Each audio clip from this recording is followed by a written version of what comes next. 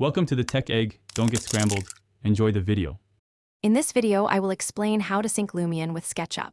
First, you need to install the free Lumion Live Sync plugin for SketchUp. You can find this essential tool in the SketchUp extension warehouse. Make sure you have both SketchUp and Lumion installed on your computer. Once the plugin is ready, open your SketchUp model and then launch Lumion, starting a new project from any template you prefer. This sets the stage for our real-time connection.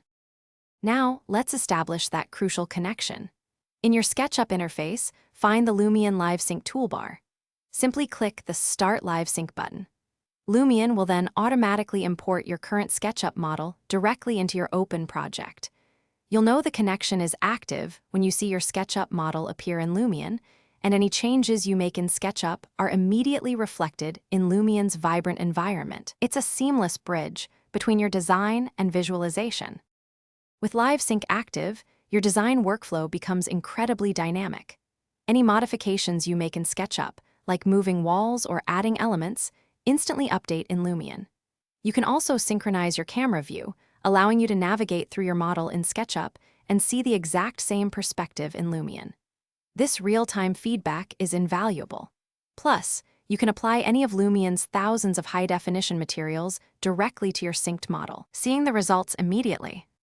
To optimize your Live Sync experience, consider a few best practices. Keeping your SketchUp model well-organized with layers and components can significantly improve performance. If you're focusing on intricate details in SketchUp, you might temporarily turn off camera synchronization to prevent any lag.